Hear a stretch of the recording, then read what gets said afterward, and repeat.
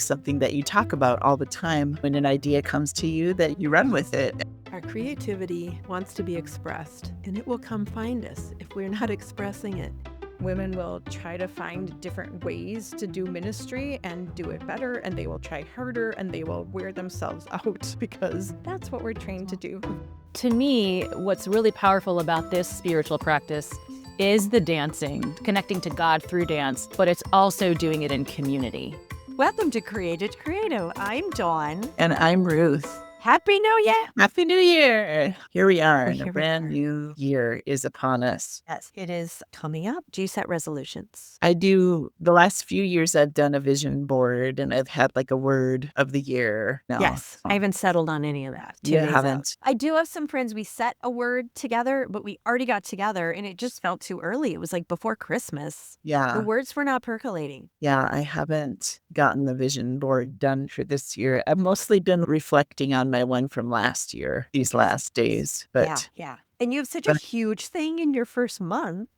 It's like hard to see the other 11 months. Yeah, almost everything on my vision board for 2025 had to do with getting to right where I'm at as we record this now. It was all about prepping for New Zealand. Yeah, all of it. Yeah, so it's nice to see that. I've stayed on task with what I wanted to do. It's funny because the plan originally had been that I would have left in October, but life gets in the way. But I'm leaving on December 31st. So it's still This year. It's still 2025 that I'm leaving. Right. It is this year. It'll be next year there, whatever. Yeah. Because they're Yeah, a day ahead. by the time I get there, it will be That's fun. 20. I leave one year, I arrive the next year. What a long journey. Yes, Whole year. Yes. You've had quite a year too with all of the things that... Things have built well, and some things have come out of the blue, which have been great Yeah. to build on. But you know what I love is that this year I really got to see firsthand something that you talk about all the time. When an idea comes to you, that you run with it. And this idea of discern by doing for business, like people were talking about this thing that was needed, and you're like, oh, I'm going to make the thing. And you made the thing. And here we are. And here we are. And we're actually hearing from some of the people today who are a part of Discern by Doing. I think everyone's going to love their stories because we're not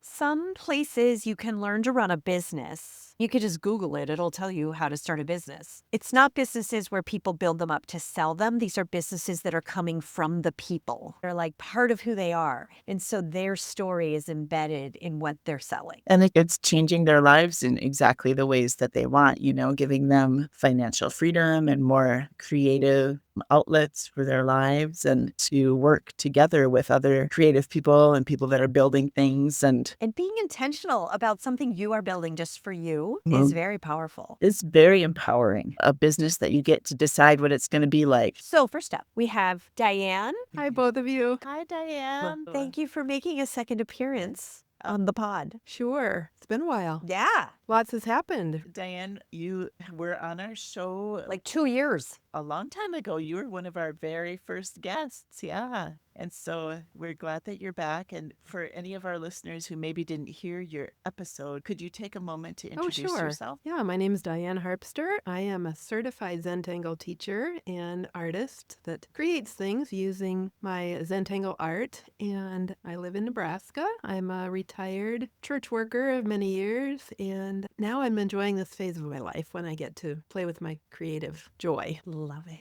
Excellent. So we wanted to have you here because after meeting you at the podcast, then you became part of Discern by Doing for business. And in there, we worked a lot on storytelling, a lot on our origin story, and how fun to just hear everyone's origin story. So tell us what happened in your life that have led to having a Zentangle business. Sure. And yes, Dawn, this has been one of the helpful parts for me, particularly of just reflecting on what I am about and what I do and what my business is about. But I discovered as I was working in our synod office 10 years ago, I had lost track with my creative expression and a way to do that. And I was feeling like there were so many things I was called on to do in a day, but what I was learning in my spiritual direction time was that something creative was missing. So I discovered Zentangle in a little book at a craft store one day and just started making these little marks and realizing that what I was feeling was a release of stress.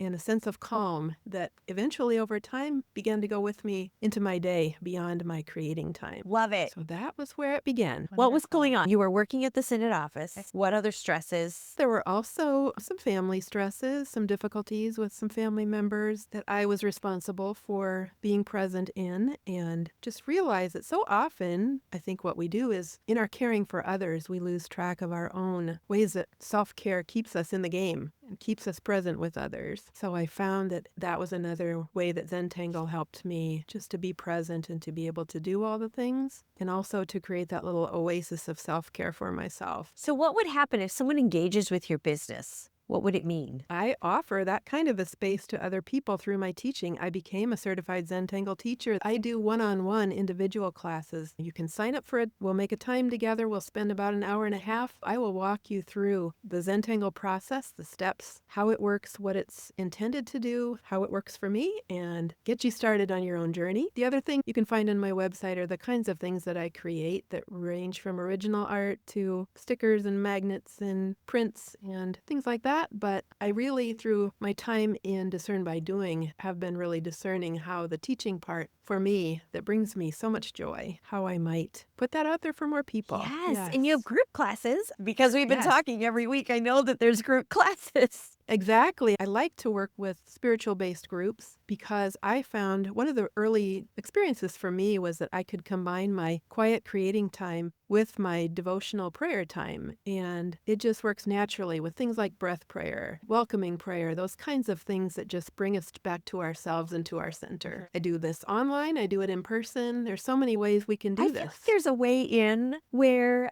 everyone who's ever, it's almost a tagline, but not quite. Everyone who has ever doodled in a meeting to stay focused. Oh, yes. This is a spiritual way and systematic way of doodling your way into your spiritual practice. You are so right, Dawn.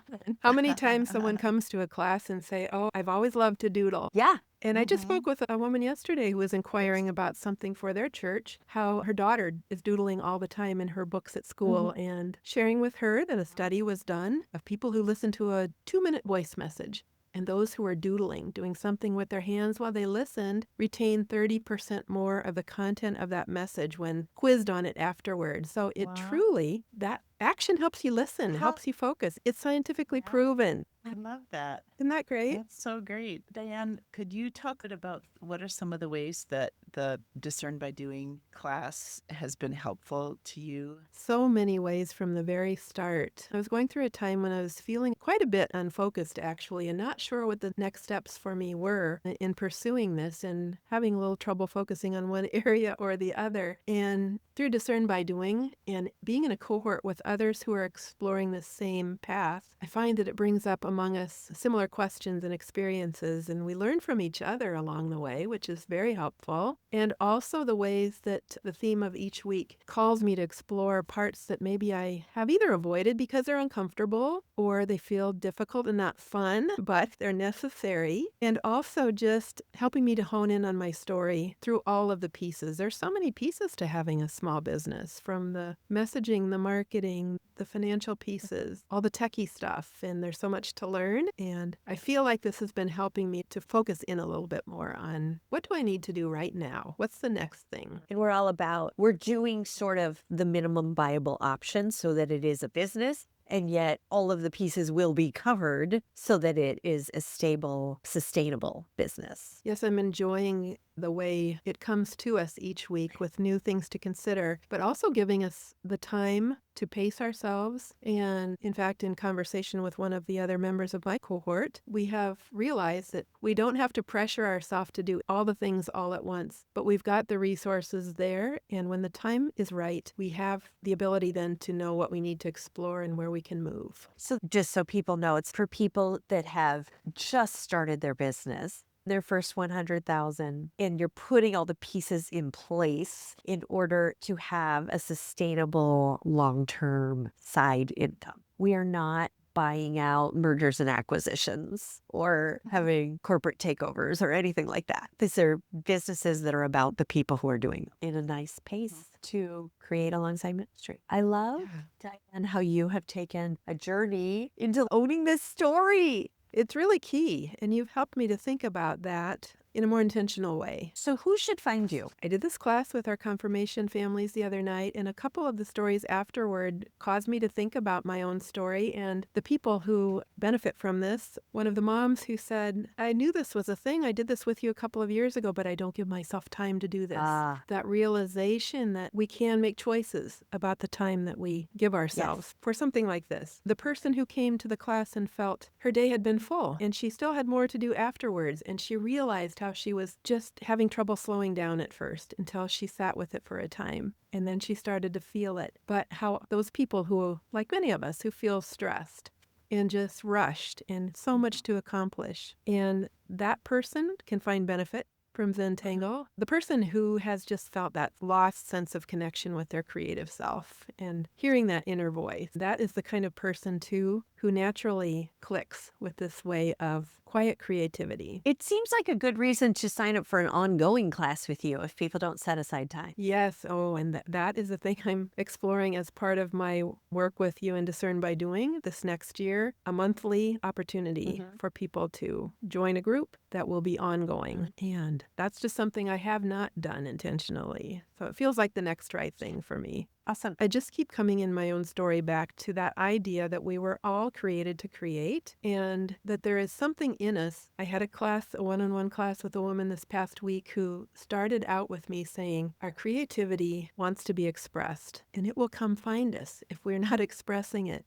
And I think those of us, particularly who are wired that way or attuned to that part of ourselves, we begin to feel it in our bodies and in our spirits when we're not allowing ourselves that time. And I believe with my whole heart that this is how we're made by the Creator. And our way of expressing it might be different. It might not be Zentangle, but all of us are creating in some way with our very life. And if this little kind of a practice, this little kind of a discipline and fun thing to do, brings us back to ourselves in ways that help us show up in our daily life in ways that are more calm, less stressed, more focused, more willing to accept imperfections, more able to go with the flow of a mistake. There's just all these life lessons of this little practice that I talk about as I teach, and that people can begin to realize, yeah, I can make different choices. Oh, wonderful. As you Zentangle, so you do life. Oh, yes. It has become true for me. I can feel it in myself. A lot of times, that person who I was before Zentangle has different choices and opportunities now that I will grab onto and have a felt sense of knowing how to do it. Oh, that's great. I would love for your tagline to go toward something where it's like the doodling takes on deeper levels. I like that. Dawn, I'm just working with this week's prompts and so put I've that been in there. working through that today. And we'll add that to my list. Because to talk about social media themes. Yeah. And that can be really one of the hardest things for me is that there is so much out there. And it really is important to have a focused sense of your story so that people become familiar with it. Yeah. Yeah. People see themselves in it, I guess. We're building businesses where people connect with authentic, real people. Your actual real story is feeding into this business, and other people can get on board with that story, co-create their own story. Yes. Spiritual doodling. Yeah. For beginners. That's it. Spiritual doodling. Hi, I'm Diane. I'm just thinking about the beginning of every video. You know, I'm all about this, reminding people.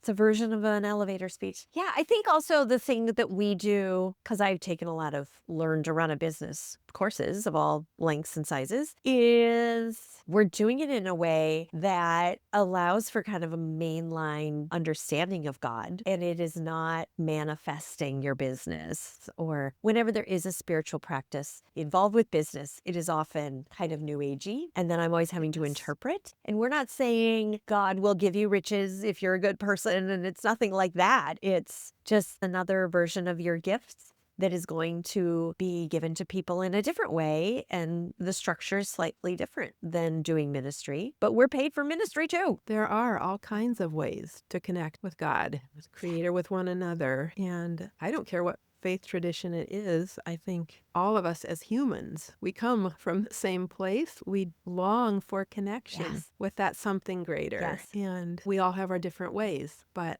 essentially our humanity is tied up in that same connection. Thank you for coming, Diane. Oh, Thank you so much for being with Thank us you. again. And I love what you're doing. I love what you both are doing, and I'm grateful to know both of you. Oh, thank you. And I love what you're I doing. love what you both are doing, and I'm grateful to know both of you. Oh, thank you. And now here's Erin. Erin. It's nice to see you, Erin. Could you introduce yourself to our listeners? I would love to introduce myself. I am Erin Martinson. I am a native born Minnesotan transplanted out in Southern California. I am a lifelong Lutheran. I am an ELCA pastor. I am also a certified healing touch practitioner, a life coach, grief and end of life coach, and a spiritual director. So all of those things I bring together, and I have created a business helping people be able to discern who they are in the world and move through their lives with purpose and who God has created them to be. Tell us, what's this business origin story? The origin story actually that I want to tell you about is a project that I'm doing with my sister. Yeah, my sister and I, earlier this last year, my mom and her husband came to us. They have been in church leadership for many years, and they were noticing something that they just couldn't unsee in the churches that they're working in now, in that women pastors, and especially women who are in their 40s and 50s, who are probably second career, were carrying more responsibility and receiving way less support and absorbing more criticism than their male counterparts. And my mom named it because she knows women will listen, women will take it on, women will try to find different ways to do ministry and do it better, and they will try harder and they will wear themselves out because that's what we're trained to do. And it really landed deeply for me as I was talking to her about it, because I've been a pastor for 25 years and I've watched the church landscape change dramatically.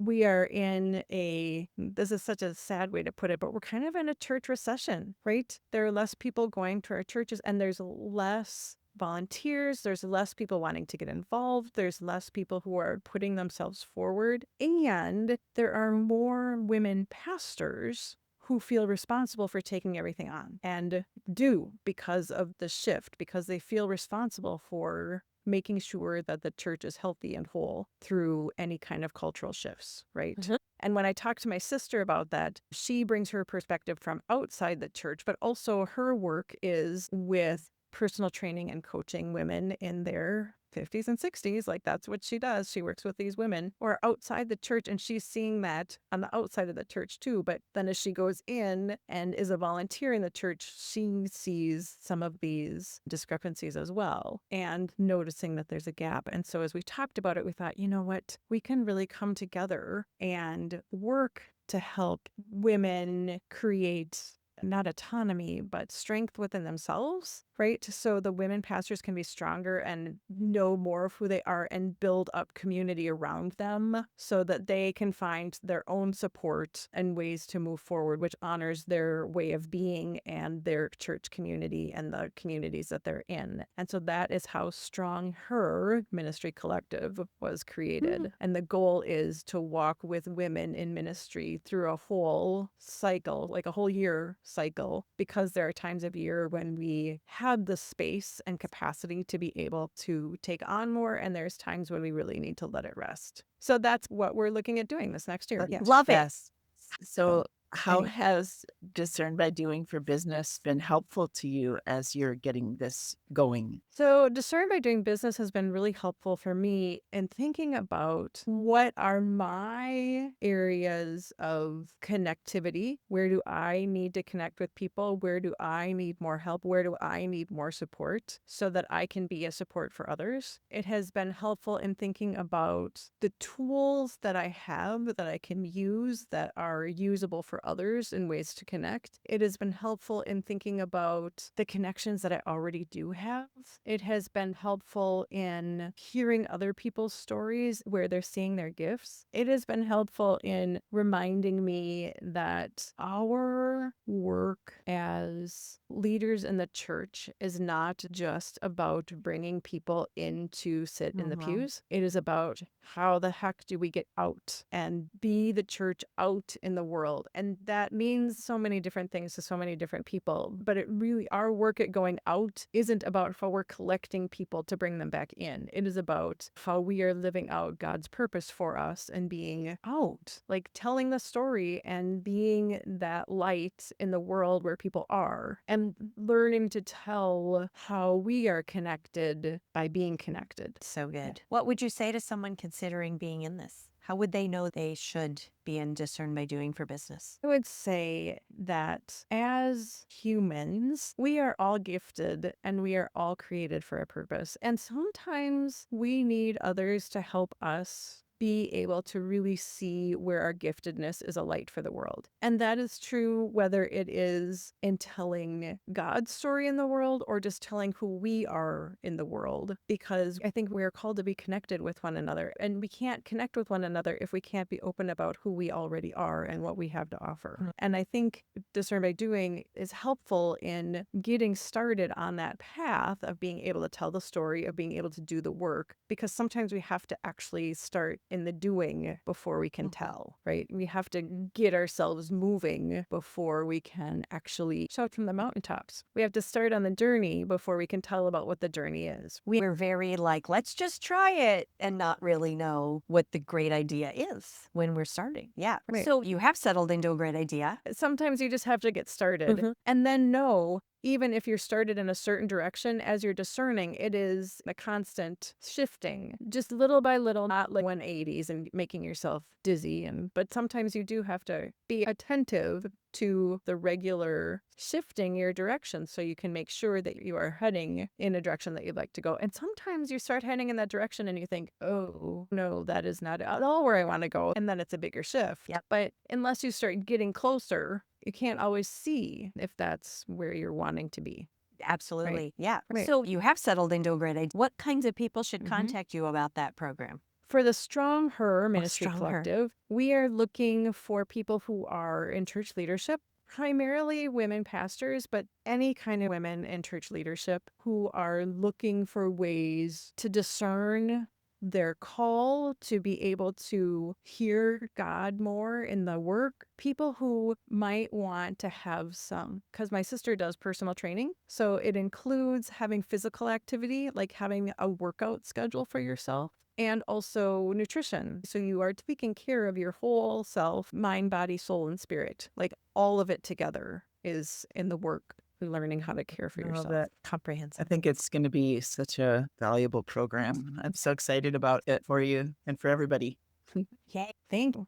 We are really excited about doing it and learning more. So if these stories feel like a match to you, definitely check out Discern by Doing for business. If you just want to run your idea past me and even see if it has legs, that's what that initial consult is for. So when you go to discernbydoing.com and find Discern by Doing for business, you set up a free, no obligation conversation with me so we can even just be talking about whether the business is viable and whether it's a good fit for Discern by Doing. This the first step in doing. Like Erin was talking about, you do the thing before you know if all the steps are there. Set up the meeting with me and then we'll find out if you should even be a part of it. Don't wait until you know everything. And I think by now you had these exploratory conversations with so many people that you're able to help people discern if is now the time or do they need to flesh it out a little more or, Yes. Yeah. Okay. And now we Diane, have Julie. Nice to see you, Julie. Good to see you too, Ruth. Welcome All right. to the So, pod.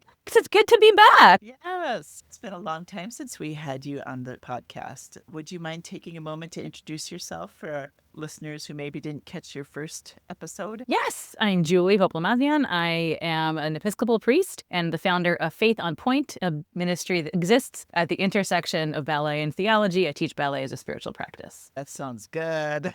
That was impressive. I'm working on it.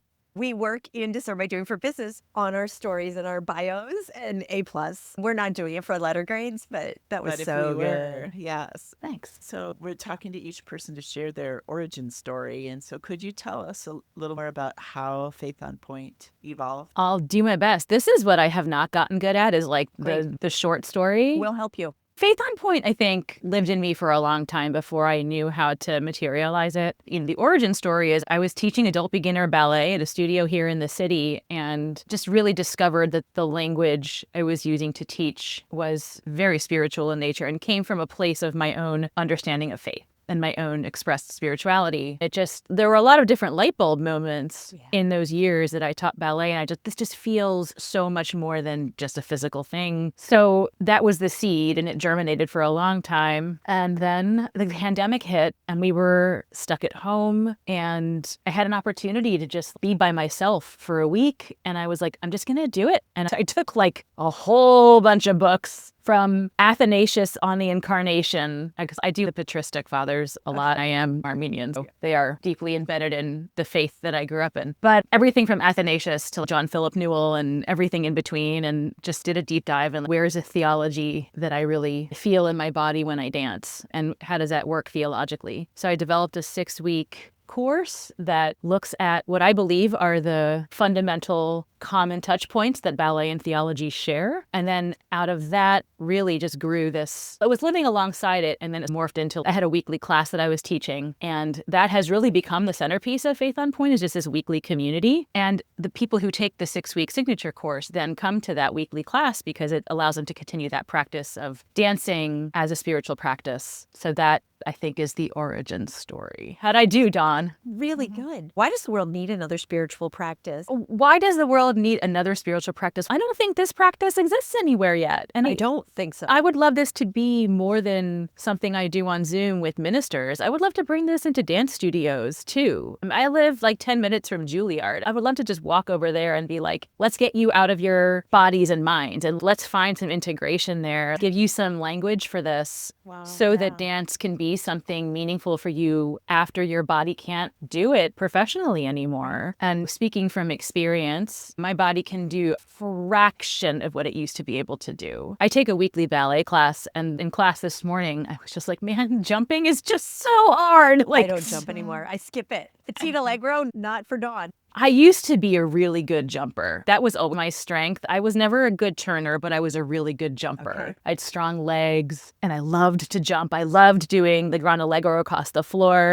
So my body cannot do what it used to do, in part because it's older and has had a lot of injury, and currently because I'm now a cancer survivor, and my body has been through a lot. Yeah. Surgery, chemo, radiation, immunotherapy. I think it's technically called antibody therapy, not immunotherapy, whatever. I'm not a doctor. I don't need to be precise about it. That's my doctor's job. No one take medical advice from us.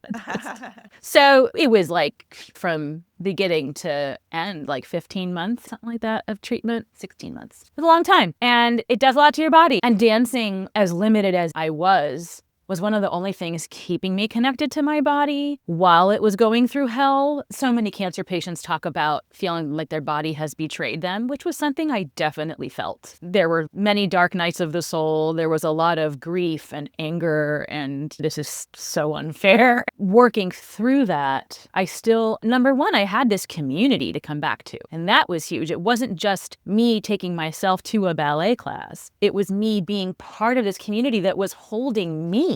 Even though I was the sort of leader of the community, they held me through all that treatment. And they were working behind the scenes. One of them is a quilter. This little community, she collected scraps from all of them, and she made me the most personalized, amazing quilt I have ever. Wow. I couldn't talk for days. I was like Zechariah, like speechless, struck dumb. I just could not. It was amazing. And to me, what's really powerful about this spiritual practice is the dancing, connecting to God through dance, but it's also doing it in community.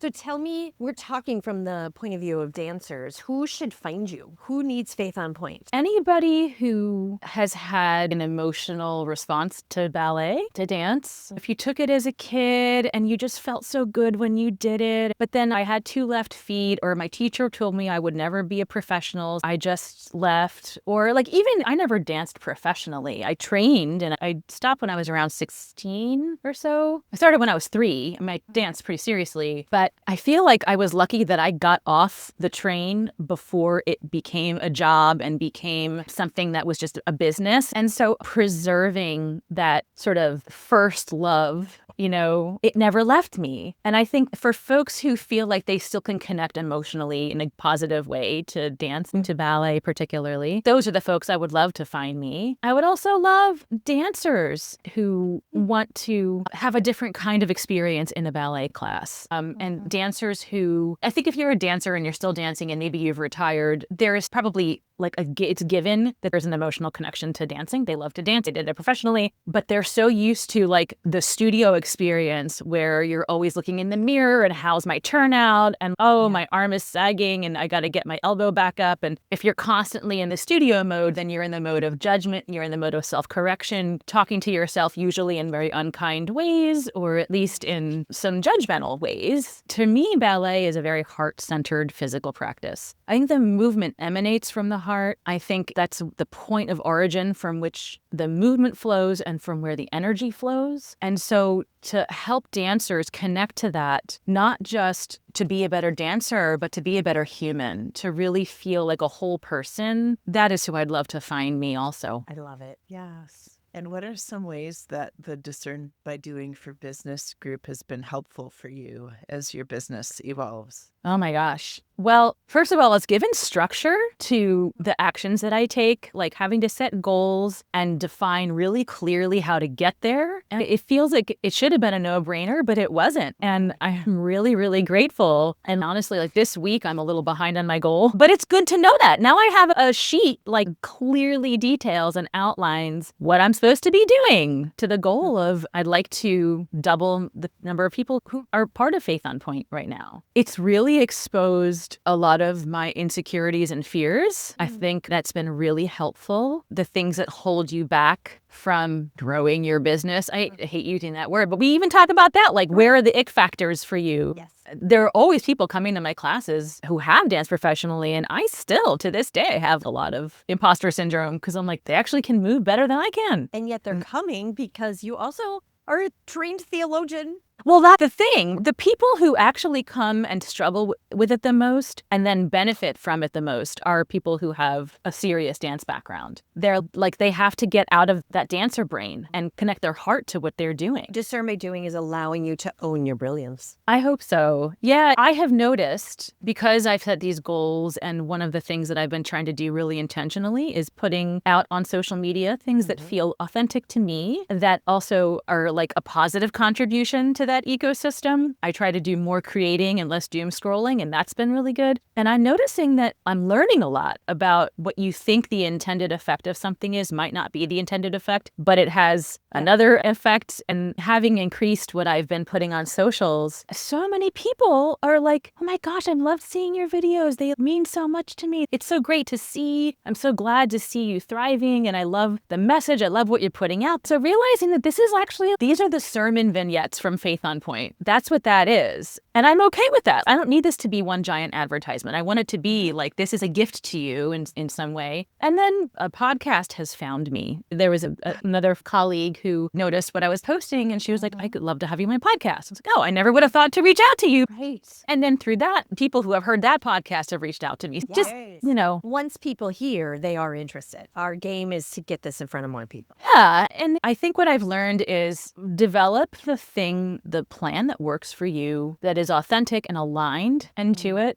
Yes, there are results that we want to see, but ultimately, if I'm only chasing a result, I'll fizzle and burn out. But if I'm here to just really put some meat on the bones of what this ministry is and how I want it to show up in the world, that's really been the most valuable thing for me. I love that. Yeah, that's great. So 2 of these people that you heard today are collaborating on something. So that's another reason to be in the group. Yes, and Unconsecrate subscribers are going to hear about the collaboration very soon. Ooh. There's a teaser right there. Yes. If you want in on it, definitely subscribe to Consecrate or just follow everyone's business that you heard about today so that you don't miss anything. And if you feel like you want to develop a business, check out Discern by Doing for Business. We'll put the link with this episode. We are starting very soon. January 12th, we go for 6 months. We meet nearly every Monday, and it's so fun. This is a creative journey, a self-help journey, maybe a spiritual journey, and just some money. Get some money. Yeah, exactly. Go create something. Go create something.